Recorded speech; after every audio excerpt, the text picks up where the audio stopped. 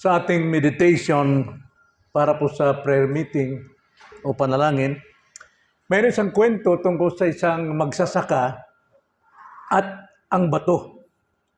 Na sa tuwing siya'y mag-aararo, siya'y nahadlangan ng bato pagdating sa dulo at kadalasan tumatama yung araro niya at minsan nasisira dahil hinahatak ng kalabaw. Kaya iniiwasan niya yung batong ito. Malaking bakante ang hindi niya natatamnan taon-taon dahil nainiwasan niya yung bato. Nagsushortcut lamang siya. Ganon kat palagi, taon-taon na lamang, yun ang kanyang problema. Hindi niya masakop yung kabuuan ng lupain na kanyang inaararo. Ganon din sa buhay natin, minsan sa ating panalangin, hindi tayo sinasagot sa ating mga dalangin dahil mayroong hadlang na bato. Kadalasan, iniiwasan natin yung hadlang na yon at kung di natin matanggap yung panalangin, nagpapabayaan na lang tayo at sabihin, utang, di naman sinasagot, ayoko na lang manalangin. Kaya marami ang hindi nananalangin dahil nga sa mayroong hadlang. Pero yung magsasakang yun, sa tinagal-tagal niyang pag-aararo, nayamot siya. Kaya ang ginawa niya, sabi niya, tatanggalin ko ang batong yan, malaking bato. At sinimulan niya itong hukayin. Laking gulat niya, hindi naman pala nakabaon yung bato. At kaya niya itong iusog papalabas. At dahil doon, lumawak yung kanyang sinasaka. Ganon din sa atin sa panalangin, may mga bato tayong hadlang, binabaliwala natin, iniiwasan natin, ayaw nating alisin, ayaw nating maistorbo, kaya pinababayaan na lamang. Ito yung series natin dito sa prayer, mga kapatid. Bakit di sinasagot ang ating panalangin? Bakit hindi sinasagot ang ating pananalangin? Lahat na nanalangin, alam natin, pero ang tanong, sinasagot ba sila? O nagpapabaya na lang dahil hindi sila sinasagot? Baliwala na lang sa kanilang prayer, kaya sila ay lumalawig na wala ng panalangin. Saan ang problema kung bakit hindi sinasagot ng Diyos ang panalangin? Hindi naman sa Diyos siguro.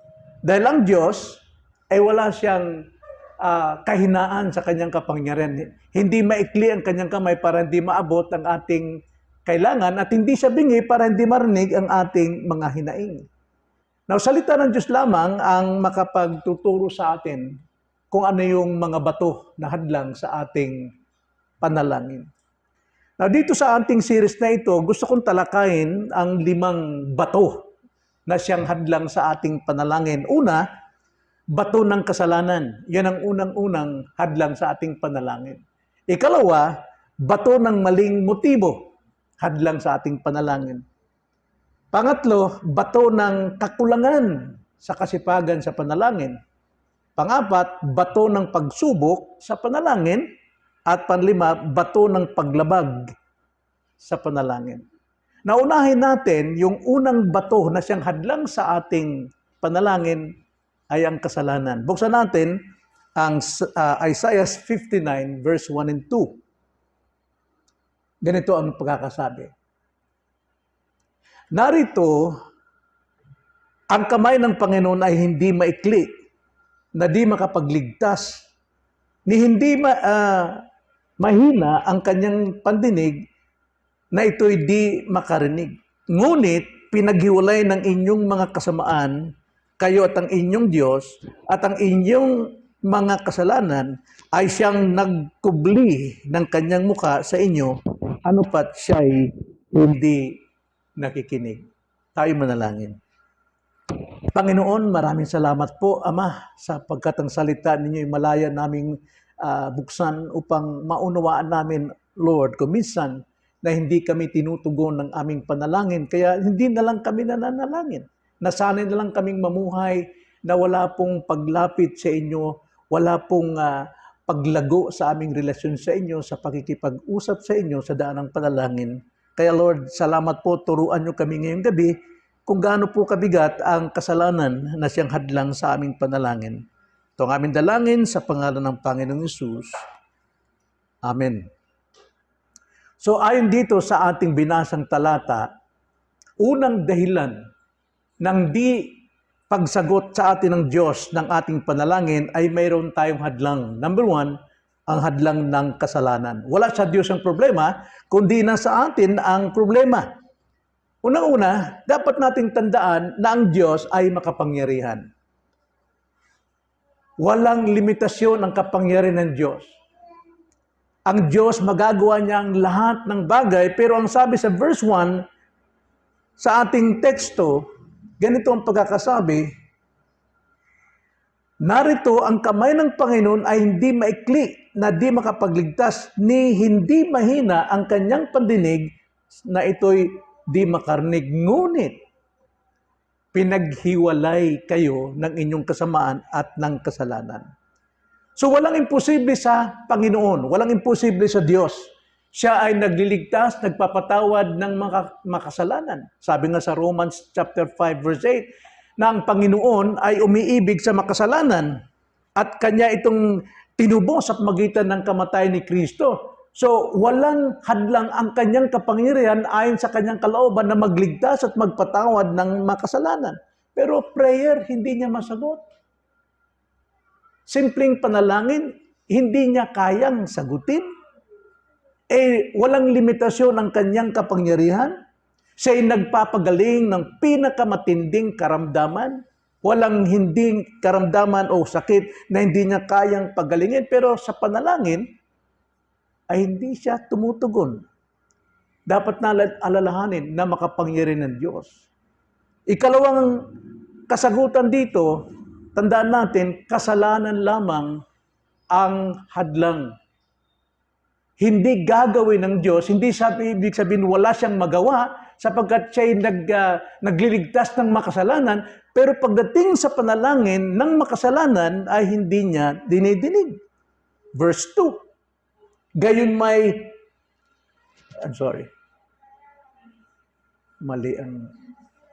sabi sa verse 2, ngunit pinaghiwalay ng inyong mga kasamaan, kayo at ang inyong Diyos, at ang inyong mga kasalanan ay siyang nagkubli ng kanyang mukha sa inyo, ano pat siya'y hindi nakikinig. So sadyang nagkukubli ang Diyos sa pangangailangan natin at sadyang hindi niya dinidinig ang ating panalangin.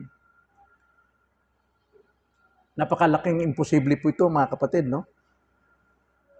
Pero ang tinutukoy dito, kaninong kasalanan ang hindi tinutugon ng Panginoon? Hindi kasalanan ng unbelievers, dahil ang kasalanan ng unbelievers, kinamatayan ni Kristo. Dininig niya ito. Bagamat sila'y patay, mga kapatid, alam natin na mga unbelievers, hindi talaga dinidinig ng Panginoon. John 9:31, ganito ang sabi. Alam nating hindi pinakikinggan ng Diyos ang mga makasalanan. Subalit kung ang sinuman ay sumamba sa Diyos at gumaganap ng kanyang kalooban, ito ang kanyang pinapakinggan. So ang panalangin ng unbelievers hindi na pinapakinggan maliban na sila po ay magsisi, sumamba. Doon pinapakinggan. Bakit? Sapagkat sila'y patay, hiwalay sila at ang Diyos. So, malibang ang isang makasalanan ay magsisi, sumamba sa Panginoon, ang sabi sa John 9:31, pakikinggan sila ng Panginoon.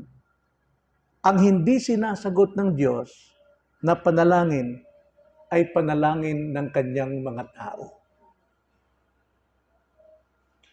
Panalangin ng kanyang mga iniligtas. Halimbawa, itong sabi ni David, Psalm 66 verse 18, kung iningatan ko, now sino si David? The man who seek after God's own heart. Siya ay isang mananampalataya.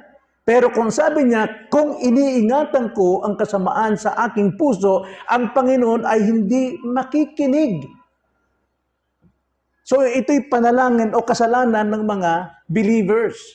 Kapag mayroon tayong iniingatang kasalanan sa ating sarili, huwag tayong makakaasa na tayo pakikinggan ng Diyos. Luke 17 verse 4, ganito ang sabi, at kung siya'y magkasala laban sa iyo ng 7 ulit sa isang araw, at 7 ulit siyang bumalik sa iyo na nagsasabi, nagsisisi ako, dapat mo siyang patawarin. Yun yung sikreto eh. Kung nagsisisi ang kanyang mga tao.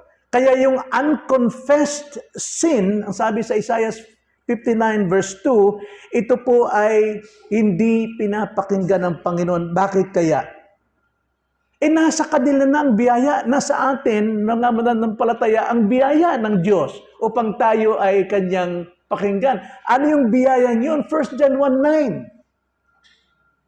If we confess our sins unto Him, He is faithful and just to forgive us. Pero kung ang ating pong kasalanan hindi natin pinagsisisihan o hindi natin ipinapahayag, ay talagang hindi ka pakikinggan sapagkat nasa iyo na ang kakayanan, nasa iyo ng biyaya upang ikay patawarin ng Panginoon.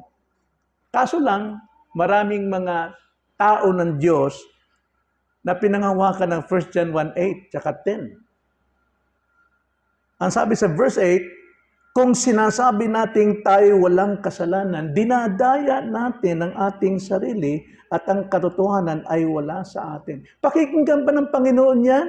Kung manalangin ka, gayong dinadaya mo yung sarili, sinasabing wala kang kasalanan? Wala mo akong kasalanan, Lord eh. Kaya, nananalangin ako sa iyo.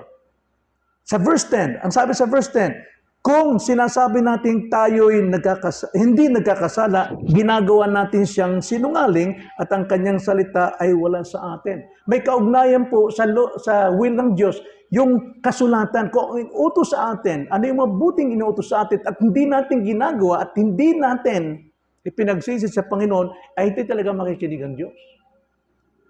Kaya mabigat dito mga kapatid, ang hindi dinidinig na panalangin ay yung mga tao niya na mayroong tinatagong kasalanan. Kaya hindi lahat po ng mga tumatawag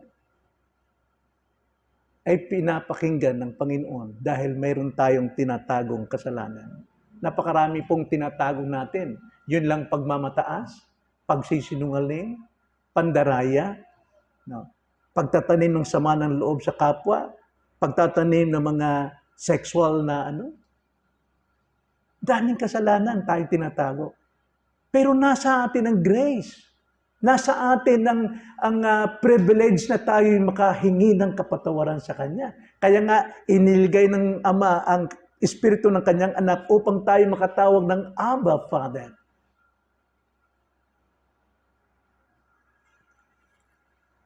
Yun po yung problema.